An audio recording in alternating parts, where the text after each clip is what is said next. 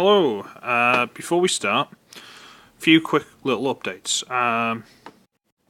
I bought repro label sets for these two, and I got them from In Demand Toys. Look, that's the thing. Blah blah. Yeah, so they do cons and whatnot. So yeah, there you go. Chase them up if you like. I'm not going to do a proper review of the things. I was thinking about it, but I mean, like, you got the little side ones there. You got this big chest one. These little stickers are off Quake's set because this middle piece, which they tell you to put on, actually covers up his original one. So that's a bit okay. Bits on the arms. There's one on top of the tail there.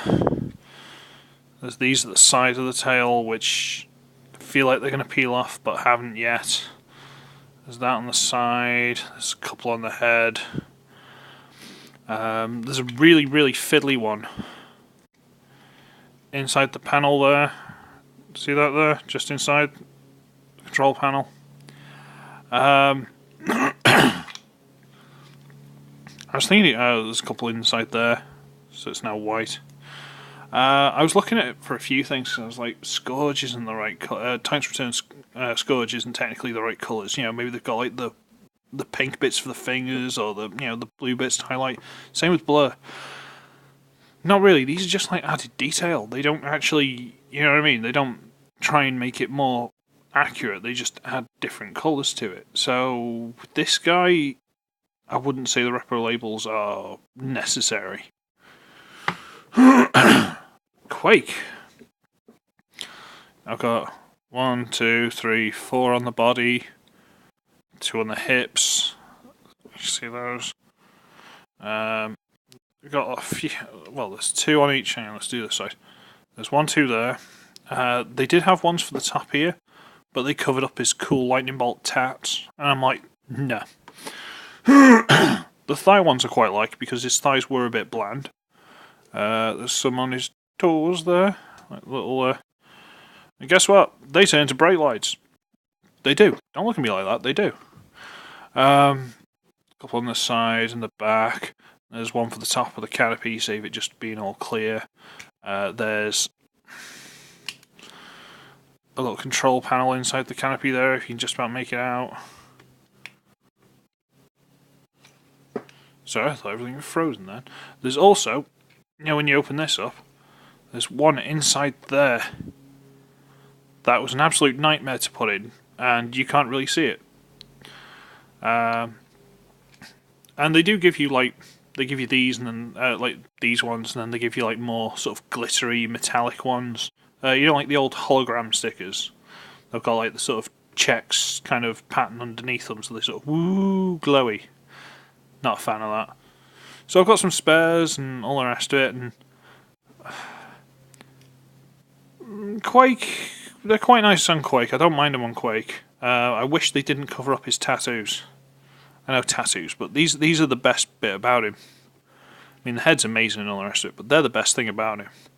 I don't want to cover that up. So if the one they gave you actually covered that up, had the lightning bolt on it, fine, wouldn't complain. But so he's fine. That's all right. That's good. Wheeljack and Thunderhoof. Now, if you have these figures, you might have noticed what I've done. On Wheeljack, I've done the forearms and hands and the crotch to make him a bit more G1, because the whole white arms thing just always never sat straight with me, because I'm just like, but he hasn't got white arms. He's got the thing, and yeah. And Thunderhoof, I've done the shoulder pieces, which were all black, but now I've done them blue. They're not the exact same colour, but they're better. Also has a little bit of metallic to his gun, but nothing major. Now, I bring all these up because I used them. I did it with a Gundam marker set. This is just the standard original RX-782 Gundam marker set. As far as I'm aware, I can't read Japanese. So that's fine. I got this for a tenner on Amazon. I might get some more with different colours because they're quite handy. So all this is mentioned, all these have been brought up. Get out of the way. So I can talk about today's subject.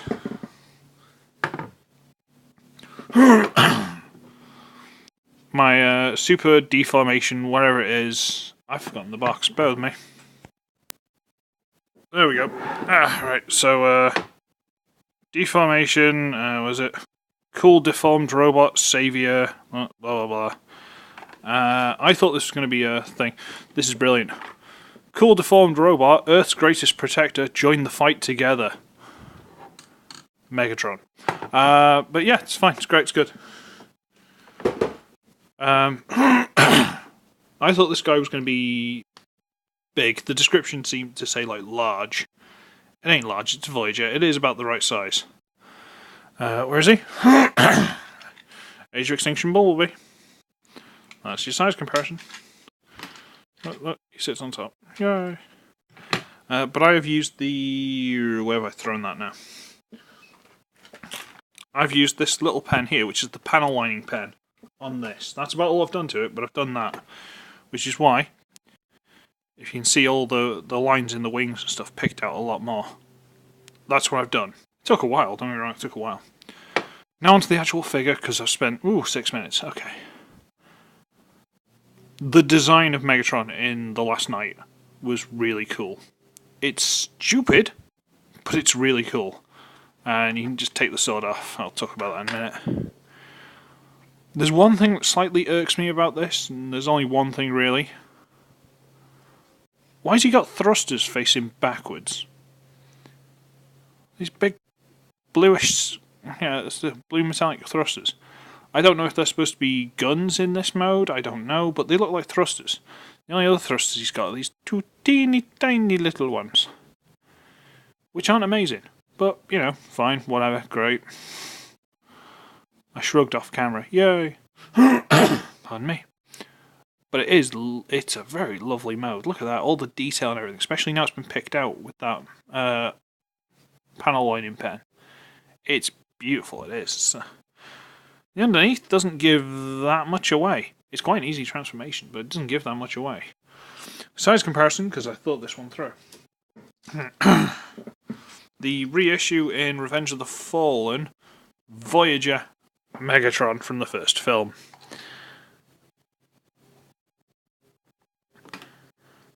This thing is awful, just so you know. But yeah,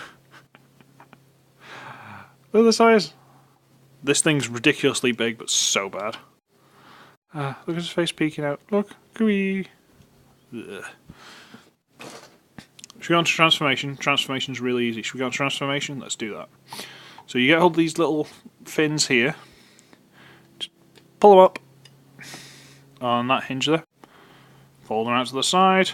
And on that big hinge there, rotate them over. Okay, there we go. Bring it up.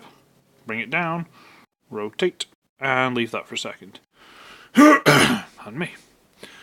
Come underneath, and you just pull these panels forward. They've got a little tab on the inside there. It just goes into those holes there. Just tab those loose. Bring these out a bit. Bring these panels down. This might seem a bit messy now, but it's all really, really intuitive once you get hold of it. It's really quite simple. Bring these panels out. Bring this up to about there and leave it for a second. Now we'll sort the legs. So bring it down a bit. We'll rotate it so it's facing the right way. Then we will untab the feet from the wings and slide them out. This is a bit tight, but there's that tab there, if you can see that. That there goes into that slot there in the foot. So you just prise it apart, just prise it apart, and then slide the foot out while you can. Rotate the foot straight. Yeah, because it was like that, which is ankle tilt. Clever. And then you just, using the two hinges there, fold the leg, and use that slot onto the big tab. And it goes onto there. There you go. And just bring the skirts down. Yay! So we'll repeat it on the other side, so we'll bring the foot loose. Foot loose. Foot loose. Anyway. Sort the foot out, rotate it, fold that, fold it around. Tom Cruise is going to sue me. No, is it Tom Cruise or Kevin Bacon? Can't remember. Bring that down. Oh, it's not going to stand up because there's all the stuff hanging off the back. Yay! Camera up. we come to this back section where we split what are clearly the two arms. We just split them. They're supposed to sort of half-heartedly tab together. You know, that tab goes into that hole. And there's a tab there that's supposed to go into that slot there. See that tab there? But doesn't really. So you get them to about there. You close it onto the back. It doesn't tab. It just goes there. And there's a tab in there. And a tab in there. And a slot there. And a slot there. And you bring them round and just push them into place. There you go. Then you dislodge this. It's on a big double hinge mechanism at the back here. And it's got little tabs that go into the inside of the neck collar. Neck collar? But it's got two little tabs that go into there, so you just bring it, double hinge it down, and just sort of get it sort of flush and tidy against the back. Rotate the head around, bring out the hand, bring out the hand, and this is how it came in the box. And you got this. Now I thought, oh cool, rotate that down. Oh cool, he's got cannon. But it's a bit weird because if he wants to fire it straight, he's got to like do his arm like that. That's really stupid. Why haven't they got a? Oh, it's got a hinge. Oh, camera. Right. And I'm like, oh wait, I'm an idiot. It's got a hinge. I'm stupid, you know. And there he is. And now the camera's too high. Yay! Go about there. That'll do. And he's beautiful. Absolutely beautiful. I mean, again, I've panel lined it so all the lines are picked out a little bit more. They stood out quite well, but now they just stand out that little. They just pop. And he's lovely. I mean, the quality of this, it's a knockoff, but the quality, you couldn't guess. It feels so official, it's amazing. And everything's nice and all the details there, and it's pretty, and he's asymmetrical. He's got like spiky, armoured, not quite so armoured, you know, golden internals showing. It's like, ooh, it's very nice. Very nice indeed. And he's got the sword, which is a very strange sword. As far as I'm aware, swords with hooks and things like this were generally used to rip the weapons off other fighters. I could be completely wrong. It's more like a gladiatorial thing. You attack someone and pull their sword away, or their weapon away. That's why it's hooked. Which, considering, as far as I'm aware, the Transformers and stuff in the film didn't know they were going to be fighting knights, or at least Megatron shouldn't have done. Why was he designed, rebuilt with a big sword and, you know, armor styling to fight knights? Whole plot. Plot hole. There we go.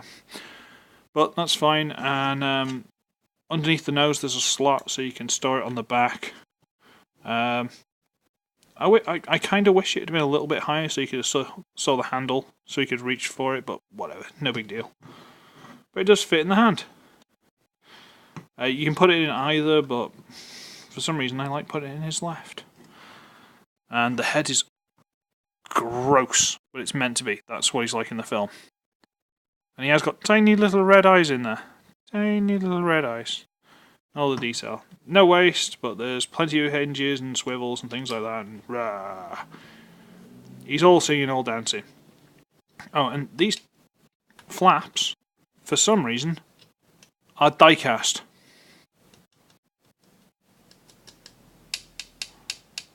They're die-cast. I have no idea why. I kept touching thinking, why are they cold? I thought it was just going weird, but no, they're die-cast. That's why the panel lining hasn't worked as well on them. Ho-hum. Size comparison. Dark of the Moon Voyager Megatron. Because I never got hold of Revenge of the Fallen. I did find one at one point second hand, but it was missing pieces, so I didn't get it. And just to prove he is pretty much in scale, the small bay, and there's Prime from the last night. Bring the camera up. There we go. So he is decidedly Voyager. He's a pretty good size. Yeah. And yeah, I mean, this is a knockoff. He's a knockoff, and he's perfect. I can't think of anything wrong with him.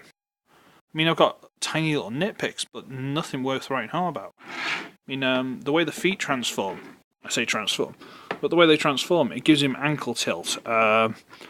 Everything's beautiful and stylized, and the way those turbines and stuff work out, he ends up with thrusters on his hips, which I remember from the film he does actually use at one point as thrusters. So, you know, like he goes to jump in the air before he transforms, or he goes to jump after someone, and they do actually fire. That's awesome. He's a very pretty figure. I got this guy for, I think it's about £17 or something on eBay. And no, when I was talking about the Surtoys and stuff, I completely forgot to mention him. I remembered after I'd done the video, but I'm like, it can be a surprise, it's fine. So nice. So nice. Belucius, is it worth seeing my skanky feet so that I can review this guy? I'm just saying. But yeah, no, he's awesome. He is genuinely awesome. I imagine the official is as good, if not slightly worse. This is panel lined. Well, it's panel lined because I did, because it's a knockoff. Who cares? It's also got die-cast skirts. For no reason. I can't see anything else being die-cast. Just the skirts. It's weird. But yeah, this has gone for 16 minutes. I've talked about repro labels and Gundam marker pens and Quake's just Quake, because Quake's awesome. Oh, his head's cocked to the side like he's slightly quizzical. Ah. I like Quake, leave me alone. But yeah, so, I should be ugly, I should be wretched, I shall see all of you in the next one. Laters! All hail Megatron.